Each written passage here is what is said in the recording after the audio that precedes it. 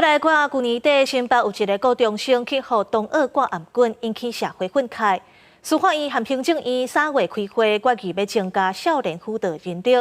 不过家长团体就批评讲，这代志到达8个月啊，决议煞拢无施行。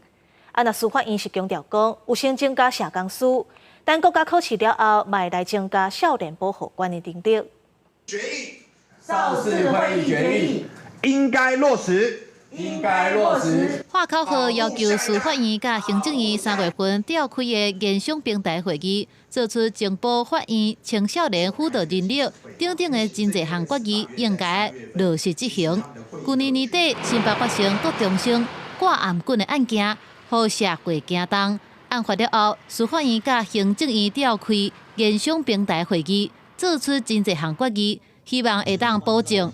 不过，真侪家长甲教育团体批评讲，案件到呾已经满8个月，相关的决议却无真正执行。我们换了一个新政府，有一个等待宽松的期间。可是现在已经快9月份了，所以我觉得其实政府单位真的应该要重视现在少年事件的一个保护的一个制度当中，有些人力不足的问题。呼吁学生辅导法务必尽快修法，我们的孩子不能等。所以少事法、学生辅导法，请尽快加快立法程序。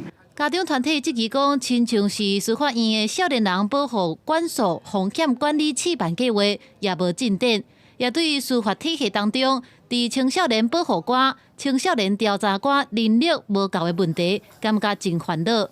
今年我们就要自己用少家法案组织法的21条跟23条第4款的规定，考选部同意，那就同意我们自己招考。所以我们现在已经到了9月7号跟14号的口试阶段，我们希望在今年的10月、11月就来报到。针对家长团体意见，司法院强调讲，已经先以外部名额的方式，增补约聘的社工师、少年人保护官等等的人力。